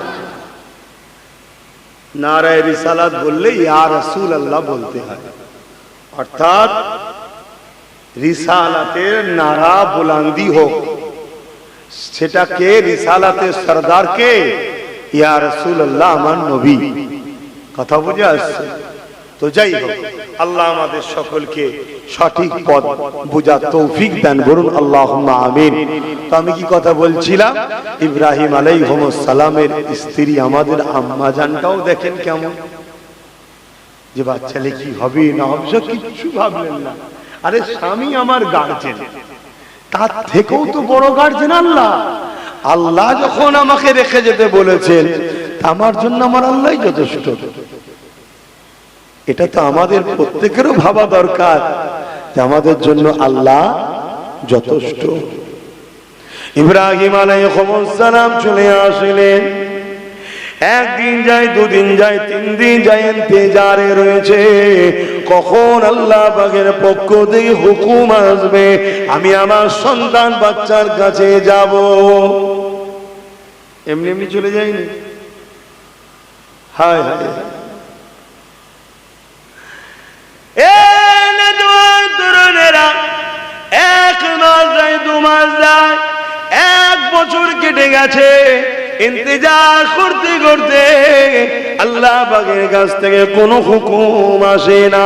1টা মাস কেটে যাবার পর আল্লাহ পাক হুকুম দিয়েছেন, ও ইব্রাহিম এবার আপনি যাবেন, তবে স্ত্রী বাচ্চার কাছে যাবেন না, ঘোড়া উটের পিঠ থেকে নামবেন না, দূর থেকে স্ত্রী বাচ্চাকে এক ঝলক দেখে আবার পুনরায় ফিরে আসবে। কি পরীক্ষা হচ্ছে আমাদের, কি দিলাম পরীক্ষা লাগি যাবে। আমার তো মনে হয় কেউ ইসলামই থাকবে না, সব ইসলাম ছেড়ে দেবে। ইচ্ছা করে করে আমাদের ছেলেরা মাচানে আড্ডা দেয়, দোকানে আড্ডা দেয়, হিতা আড্ডা দেয়, নামাজ পড়তে যায়নি ইচ্ছা করে। যদি জানতাম কোনো কাজে ব্যস্ত আছে বা ঘুমিয়ে আছে, নাচারের কথা আলাদা, আল্লাহ মাফ করে, কাজা পড়ে নেবে। ইচ্ছা করে করে কাজা করছে। জন ছেলে ইচ্ছা করে করে রোজা রাখেন, বলছে গ্যাস হবে, মা বলেছে রোজা রাখিনি, বাবার রোজা হয়ে যাবে। তো ওই ছেলেকে তো আল্লাহ 20 পুরা টাইপেরই করবে। ও তো বড় হয়ে বাপ মাকেই পিটবে নাকি? কি গো, আপনাদের অসুবিধা হচ্ছে নাকি? না ঠান্ডায় আমার মতো ঠান্ডা হয়ে গেল? আমার তো বিশাল গন্ধ হচ্ছে। হ্যাঁ, একবার দরুদ শরীফ আল্লাহুম্মা সাল্লি আলা।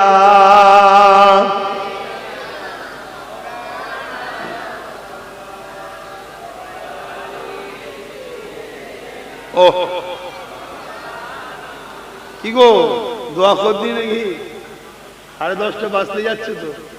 ঠান্ডার সময় ছেলেরা বিরিয়ানি খেয়ে ঘরে যাক, আর বিরিয়ানি সবার জন্য এক না আলাদা? যেটা গেছিল ওইটাই তো নাকি?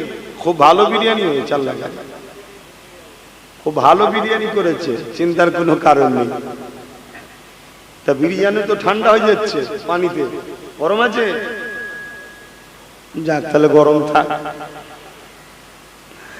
মুসলমানের ছেলেমেয়েরা, তরুণেরা, বাবেরা, ইব্রাহিম আলাইহিস সালাম এদিকে হুকুম পেয়ে গেলেন, ওদিকে 1 বছরে কি হয়েছে ওটা একটু আমরা জেনে নিই। আম্মা জানের কাছে 1 বছর কি হলো একটু জানা দরকার তো নাকি? তরুণেরা, আম্মা জানকে যখন হযরত ইব্রাহিম আলাইহিস সালাম রেখে এলেন, মা খাজের ওই কাবা শরীফ যেখানে রয়েছে তার পাশেতে এমন করে বাচ্চা ইসমাইল আলাইহিস সালামকে নিয়ে আর বসেছিলেন। কোন দিকে খড় দৌড় তো কিছুই নাই, বসে রয়ে গেলেন। কিছুক্ষণ পরে বাচ্চার পিপাসা লাগলো, মা বাচ্চাকে বালির উপরে শুইয়ে দিয়ে আর এমন করে পানির জন্য চারিদিকে বেরিয়ে পড়লে দূরে নজর পড়লো সাবা বলে একটা পাহাড় রয়েছে, ওই জায়গায় পানি রয়েছে। মনে হলো আম্মা জান ওই জায়গাতে চলে গেলে, গিয়ে দেখতে লাগলেন পানি নেই, রৌদ্র তাপ বালিতে পড়েছে, যেটা চকচক করতে লেগেছে পানির মতো। আমরাও যখন প্রচন্ড রোদে রাস্তা দিয়ে যাই, দূরে পিচের উপরে যেন মনে হয় পানি পড়ে রয়েছে। এ যুবকেরা, তরুণেরা, বাপেরা, ওই সাবা পাহাড়ের ওখানে গিয়ে আম্মা জান পানি দেখতে পেলেন না। একটু উঁচুতে উঠলে, পাহাড়ের উঁচুতে যখন উঠলে, ওখান থেকে দেখতে লেগেছে মারুয়া বলে একটা পাহাড় রয়েছে, ওই দূরে ওখানে যেন পানি রয়েছে। আম্মা জানাবার নেবে ওখানে রওনা দিলে, এই নাপতে নাপতে নাপতে যখন পাহাড় থেকে আর একটা পাহাড় বিচখানটা গর্ত হয়, এই তো নাকি? ওই জায়গায় যখন নেমেছে, ইসমাইল আলাইহিস সালামকে আর দেখতে পাননি আম্মা, কেন ডাউনে নেমে গেছে তো। তখন আম্মা ছুট দিয়েছে, এখানে কেউ হাজি আছে? বলবেন তো কেউ হাজি সাহেব আছে? হাজি থাকলে জিজ্ঞেস করবেন, হাজিদের ঘরেও একটা জায়গায় ছুটতে হয়। এই উমরা করেছো? কি করছো এসবগুলো নিয়ে? তুই জমাচ্ছ? এখন থেকে নিয়ত করো সামনের বছরে আমি উমরায় যাবো, আমার সাথে যাবে সব যুবকরা, মুরব্বীরা না। মুরব্বীরা যে সেই পাহাড়ে পাহাড়ে উঠতে পারবে না, আর পারবে না, দেড়িয়ে রয়ে যেতে হবে, বিপদ হয়ে যাবে। হ্যাঁ, জন বয়সে যাও, উমরা করে আসো একবার কমসে কম। তো সেই জায়গায় ওই যখন দেখতে পাইনি ওই জায়গাটা, তখন আম্মা ছুট দিয়েছিলেন। আমরাও যারা উমরা করতে যাই বা হজ করতে যাই, সাফা মারওয়া যে সাই করতে হয় 7 বার, এটা আম্মা 7 বার গিয়েছিলেন, আমাদেরকেও যেতে হয়। জোরে বলুন সুবহানাল্লাহ। তাহলে আল্লাহ তার পিয়ারা বান্দার স্মৃতি বানানোটাকে ধর্ম করে দিয়েছে। জোরে বলুন সুবহানাল্লাহ। তাহলে আল্লাহ তার পিয়ারা বান্দিদেরকে কত ভালোবাসে, বুঝতে পারছেন? তাহলে পিয়ারা বান্দার স্মৃতিটাকে যদি আল্লাহ ধর্ম করে দেয় এবং হজের মতো একটা ফরজ কাজের মধ্যে ঢুকিয়ে দেয়, তাহলে নূর নবী স্মৃতিটা আমাদেরকে বানাতে হবে না, হবে না? হ্যাঁ, এজন্যই তো আমরা ঈদে মিলাদুন নবী করি। আর আমার কিছু কওমের ভাইরা আছে ওই 2 নম্বর ইসলামের পাল্লায় পড়ে গেছে, যারা বলে ঈদে মিলাদুন নবী চলবে না। নাউজুবিল্লাহ বলে। আরে নবীর যদি মিলাদ না হয় তাহলে নবী তো আল্লাহ হয়ে যাবে। মিলাদ মানে কি? আমাদের যেমন জন্ম সার্টিফিকেট লিখে থাকে না, বার্থ সার্টিফিকেট, আরবে বাচ্চা জন্ম নিলে ওর জন্মতে লেখা থাকে মিলাদ, অর্থাৎ জন্ম হয়েছে। জন্ম বৃত্তান্ত আলোচনা, শিশুবেলার আলোচনাটাকে মিলাদের মাহফিল বলা হয়। তাহলে ইব্রাহিম আলাইহিস সালাম, মা হাজেরা ও হযরত ইসমাইল আলাইহিস সালামের স্মৃতিটাই তো হজ। এইটাকে নিয়েই যদি হজ হয়, তাহলে মুহাম্মদ রাসূলের শিশুবেলার স্মৃতি আমাদেরকে বানাতে হবে না, হবে না? ওটা তো আমরা আলোচনা করি না? এতে অনেকের আপত্তি হয়। জানতে হবে আমার ওই নিরীহ ভাইগুলো, সরল বিরাল মুসলিম গুলো কিছু মুনাফিক মুসলমানদের চক্রান্তে পড়ে গেছে। কেন? ইসলাম বিদ্বেষীরা আমাদেরকে মিটাবার হাজারো চেষ্টা করছে, মিটাতে পারছে না। কোন পাওয়ারে আমরা জিতছি? তারা রিসার্চ করে দেখেছে ইমানের পাওয়ারে জিতছি। তা ইমানটাকে আমাদের থেকে কেড়ে নিতে হবে। ইমানটা নির্ভর করছে নবীর আদব ও প্রেমের সাথে। জোরে বলুন সুবহানাল্লাহ। তাই এই মুনাফিক আলেম উলামা কিছু সমাজে ছেড়েছে, যারা নামাজ, রোজা, দাড়ি, টুপি, হজ দেখা সবের বেলায় 100%, আর নবীর প্রেম আদবের বেলায় মুখ ভাঁজ করে বসে আছে। কেন? এইটা করে আস্তে আস্তে আমাদেরকে বেঈমান বানাতে চাইছে। আমার কথা বুঝতে পাচ্ছেন তো আপনারা? এজন্য বলবো, যাদের দিলে রসুলের প্রেম আদব নেই, সেই উলামার সাথে আমাদের উঠা বসা নেই, এটা মাথায় রাখবেন। আম্মা জান হযরত হাজেরা ওখান থেকে গিয়ে মারওয়া পাহাড়ের কাছে পৌঁছে গেলেন। গিয়ে দেখতে লেগেছেন ওখানে পানি নেই। ওই একই ব্যাপার, পানির রৌদ্রে পড়েছে আর সেটা চকচক করতে লেগেছে। আবার ওখান থেকে সাফার দিকে তাকিয়েছে, আবার যেন মনে হচ্ছে পানি রয়েছে। আবার এসেছে, আবার একই জিনিস দেখছে। এইভাবে 7 বার সাফা মারওয়া করেছে। লাস্টে আম্মা যখন পানি পেলেন না, বাচ্চা ইসমাইল আলাইহিস সালামের কাছে যখন ফিরে আসতে লেগেছে, ওই সময় দেখতে লেগেছে হযরত ইসমাইল আলাইহিস সালাম তিনি পায়ের গিরালি জমিনের উপরে মারতে লেগেছে। এই পায়ের গিরালি যখন জমিনে মারছে, এই জমিন থেকে আস্তে আস্তে পানি উঠতে লেগেছে। আম্মা জান ইসমাইল আলাইহিস সালামকে বুকে তুলে নিলেন। নিবার সাথে সাথে সঙ্গে সঙ্গে পানির ফোয়ারা শুরু হয়ে গেল এবং চারিদিকের বালিগুলো খেতে লাগলো, এলাকা হু করে ভাঙতে লাগলো, আস্তে আস্তে বড় হতে লাগলো পানির এলাকাটা। আম্মা জান এই বিশাল তুফান দেখে আর বিশাল পানির ফোয়ারা আজ যেভাবে ভেঙে যাচ্ছে, আম্মা জান বুঝতে পেরেছে দুনিয়াকে খেয়ে ফেলতে পারে। এই আম্মা জান সঙ্গে সঙ্গে জবান দিয়ে বলে উঠলেন জমজম। তার মানে কোনো থাম থাম, সঙ্গে সঙ্গে এই জায়গায় থেমে গেল। সেই দিন থেকে এই পানিটার নাম হয়ে গেল জমজম পানি। তাম পৃথিবী থেকে কোটি কোটি মানুষ যাচ্ছে বছরে, কোটি কোটি ব্যারেল পানি নিয়ে আসছে, খাচ্ছে, পুরো আরব দুনিয়া খাচ্ছে। প্রচুর পৃথিবীতে অমুসলিম নেতারা ওই পানি স্পেশাল করে আরব থেকে নিয়ে আসে।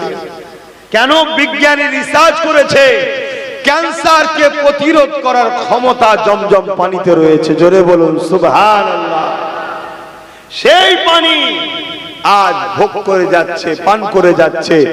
কখনো কোনো দিনের জন্য কেউ বলে না যে জমজম কূপ থেকে পানি উঠছে না বা কমে গেছে, কেন এটা আল্লাহর নবীর পবিত্র কদমের বরকতে আল্লাহ দিয়েছে। জোরে বলুন সুবহানাল্লাহ। সেই পানি হাজিদের ঘরে গিয়ে কাবা তওয়াফ করে মাকামে ইব্রাহিমে নামাজ পড়ে ওই জমজম পানি পেট ভরে খেতে হবে, হুজুরের হুকুম। কথা শুনছেন তো? হ্যাঁ, সেই হযরত ইব্রাহিম আলাইহিস সালামের কদমের স্মৃতি আল্লাহ বানাচ্ছে। ৪৫০০ বছর ধরে চলে আসছে, কিয়ামত পর্যন্ত চলবে। জোরে বলুন সুবহানাল্লাহ, আরো জোরে বলুন সুবহানাল্লাহ। আল্লাহ কত পরীক্ষা নিয়েছে দেখুন। পায়ের গিরালি থেকে বাচ্চার পা লেগে কি আর মরুভূমি থেকে পানি ওঠে? কিন্তু এই বাচ্চা তো আমাদের বাচ্চাদের মতো বাচ্চা নয়। আল্লাহ তো পানিকে হুকুম করেছে, ওঠ ওঠ, আমার পিয়ারা বান্দার কদমের গুড়ি লেগে তুই পানি প্রকাশ হ। যে পানিটার ইতিহাসও থাকবে, ইসমাইলের কদমের বিনিময়ে পানি পেয়েছি, ইতিহাস কিয়ামত পর্যন্ত আমি রাখবো। জোরে বলুন সুবহানাল্লাহ। যারা আমার উপরে ভরসা করে তাদেরকে আমি আল্লাহ কি দিই তার নমুনা দুনিয়াতে থাকবে। এই দিকে একদল কাফেলা বেরিয়েছিল, আগেকার সময় সব যাযাবর ঘুরে বেড়াতো, এখনো অনেক জায়গায় আছে গৃহপালিত পশুদের চারণভূমি ঘুরে বেড়াতো। তো একদল কাফেলা বেরিয়েছে, হঠাৎ করে তাদেরও পানি শেষ হয়ে গেছে মরুভূমিতে, তারাও পানি পানি করে পেরেশান হয়েছে, চারিদিকে খুঁজছে। হঠাৎ করে কাফেলা থেকে একজন বলে উঠলো, ওই দেখুন দূরে পাখি উঠানাবা করছে। পাখি উঠানাবা করা মানে জানবে পানি আছে পাখি থাকবে, পানি নেই পাখি থাকবে না। তখন ওই দিকটা খেয়াল করে ওই গোত্র, ওই কাফেলা ১-১৫০ লোক, ছেলে বউ বিবি, একটা গোত্র, আগেকার সময় এরা হতো রে বাবা, একদম একটা গোত্র ওই দিকটাকে খেয়াল করে ওই পানির কাছে এসে হাজির হলো। আম্মা জানের কাছে এসে ইজাজত, অনেক সংক্ষেপ করে বলছি, পানি পান করলেন। পানি পান করে তারা আবার কাফেলার লোকেদের মধ্যে থেকে সর্দারের কন্যাকে পাঠালেন, যাও মাকে যে বলো তিনি যদি ইজাজত দেন এই জায়গায় আমরা থাকতে পারি, তাহলে আমরা এখান থেকে যাব না, এখানেই তাবু গাড়বো। জোরে বলুন সুবহানাল্লাহ। আল্লাহ কিভাবে আবাদ করছে দেখছেন। ওই দিনে সন্ধে হবার আগে আল্লাহ সব ব্যবস্থা করে দিচ্ছে আম্মা হাজেরার জন্য। দেখুন না, পানি ব্যবস্থা হলো, কাফেলা এসে গেল, তাদের বউ বিবি বাচ্চা ছেলে পুলে জীব জন্তু যা থাকে, একটা গ্রাম রে বাবা, একটা গ্রাম ঘুরে ঘুরে বেড়ায়, কথা বুঝে আসছে। তারা সব সেখানে আম্মার ইজাজতে বস্তি তৈরি হয়ে গেল, ঘর তৈরি হওয়া শুরু হলো, তাবু গাড়া তৈরি হয়ে গেল। একটা তাবু আম্মার জন্য তৈরি করে দিলেন। ওই কাফেলার যে সর্দার ছিল সে বুঝতে পেরেছে এই মহিলা জাতা মহিলা নয়, না এই নির্জনে চাঁদের থেকেও সুন্দর বাচ্চাটাকে কোলে নিয়ে এখানে আবার একটা পানির কুয়া, যেখানে পানিটা এত পরিষ্কার, এত মজা, এটা সব ইনার কিছু রহস্য আছে। সর্দার যে হয় তার একটু খুবরিতে থাকে রে বাবা, এসে চটচট করে ধরে ফেলছে। তাই আমার সেবার জন্য সে তার কন্যাকে পাঠিয়ে দিল, যাও তুমি আল্লাহর ওই পিয়ারা বান্দির কাছে তার তাবুতে গিয়ে মায়ের সেবা করো। জোরে বলুন সুবহানাল্লাহ। একটা সেবিকাও আল্লাহ ঠিক করে দিলেন, শুনছেন তো। আবার কি হচ্ছে শুনুন, কয়েকদিন যেতে না যেতেই ওই সর্দার তার কন্যাকে ডেকে পাঠিয়েছে, কন্যার হাতি পাইগম পাঠিয়েছে যে আমরা চাই আম্মার মতো এত নেকবখত মেয়ে থাকতে, নেককার মেয়ে মহিলা থাকতে, এই গোত্রের সর্দার আমি থাকতে চাইছি না, মাকে এই গোত্রের সর্দারিনী বানাতে চাই। জোরে বলুন সুবহানাল্লাহ। আল্লাহর হুকুম দেখুন, ওই গোত্রের আবার সরদারিনী আম্মাজান হাজেরা হয়ে গেলেন। জোরে বলুন সুবহানাল্লাহ।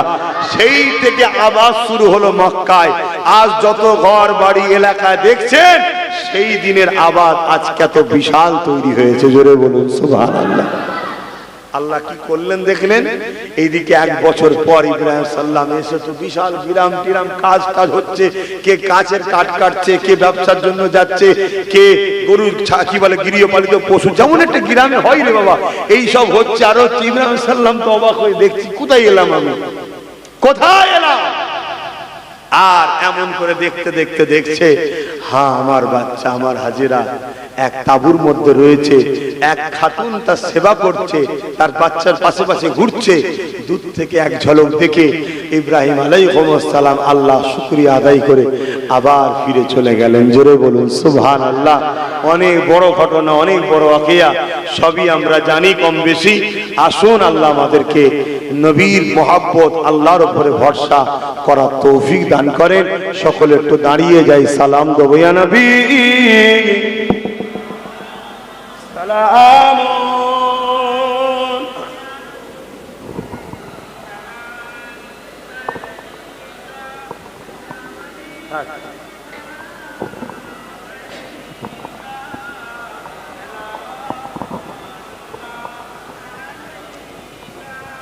আল্লাহ আল্লাহ আল্লাহ। এই যে দাঁড়িয়ে সালাম দেওয়া হয়, এই দাঁড়িয়ে সালাম দেওয়া নিয়ে এক সমাজ একটা ইখতিলাফ আছে। কেউ বিরোধী করবেন না। কেউ যদি বসে সালাম দেয়, তার বিরোধী করতে আমাদের আকাবেররা শিক্ষা দেয়নি, আমরা বিরোধী করি না। আমরা দাঁড়িয়ে সালাম দিই, কেউ আমাদের বিরোধী করবেন না। আমাদেরকে ঐক্যর দরকার, মিল মহব্বতের দরকার। দাঁড়াই আমরা কেন? আমার নবী সাহাবা হুজুররা নবীকে দাঁড়িয়ে দাঁড়িয়ে সালাম দিতেন, তাই আমরাও সালাম যখন দিই দাঁড়িয়ে দিই। জোরে বলুন সুবহানাল্লাহ। তাই আসুন আমরা সেজন্য দাঁড়িয়ে সালাম দিচ্ছি। এরপরও কোরআনে আল্লাহ ইশারাতান দাঁড়াবার কথা বলেছে, হাদিস পাকে আরো প্রমাণ আছে। রাসূলুল্লাহর কলিজার টুকরিও দাঁড়িয়ে সালাম দিয়েছে। এরকম প্রচুর প্রমাণ আছে। আসুন তাই আমরা দাঁড়িয়ে সালাম দিই। কিন্তু এটা ফরজ ওয়াজিব সুন্নতে মুআক্কাদা আমরা বলিনি, এটা প্রেমের কথা বলি, আদবের জন্য করি, ভালোবাসাই করি। কেউ যদি মনে করেন বসে দিয়ে দরকার দিতে পারেন, তার ব্যাপার। কিন্তু আমরা দিলে কেউ যদি বিরোধী করে, বাধা দেয়, জানতে হবে ও গোস্তাকে রসুল ও মুনাফিকর ঈমান নাই। কথা শুনছেন? তাহলে বাধা দেয় না, সে তার বসে দিচ্ছে, আলাদা বিষয়। কিন্তু বিরোধী করলে, আমার রসুলের আদব প্রেমে বিরোধী করলে ঈমান থাকে না, এটা মাথায় রাখতে হবে। শরিয়াত মাসলা ফতোয়া এখানে থাকে, আর ঈমান এখানে থাকে। প্রেম আদবের জায়গা এটা। অতএব এইটা এখানের জিনিস নয়, এখানের জিনিস। অতএব এখানে বাধা দেবেন না। আসুন ইয়া নবী সালাম, ইয়া রাসূল সালাম, ইয়া হাবিব সালাম,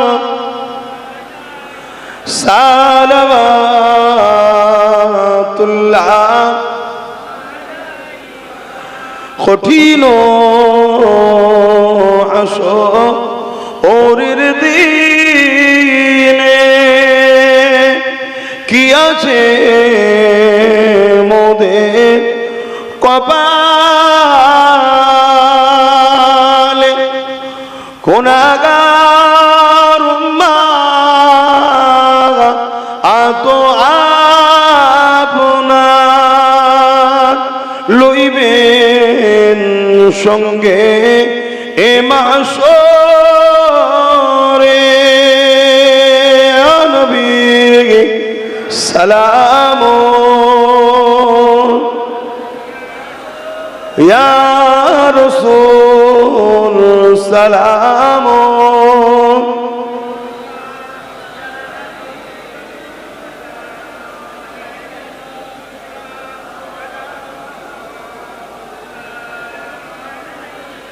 ইয়া নবী মদিনা হতে সব কিছু পারেন দেখিতে মোদের লাশ কবরে রাখিলে লইবেন আপন করে নবী সালাম ইয়া রাসূল সালাম ইয়া হাবিব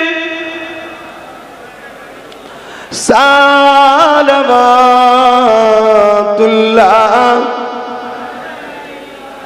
সকলে গায়ে গায়ে বসুন বালাগাল উলা বিকামালিহি কাসাবাত দুজা বিজামালিহি হাসানাত জামিউ সালিহি সাল্লু আলাইহি ওয়া আলিহি আল্লাহুম্মা সাল্লি আলা সাইয়্যিদিনা মাওলানা মুহাম্মদ ওয়া আলিহি। আগা হালকা গরম পানি নেই, ফ্লাক্স নেই ঘরে?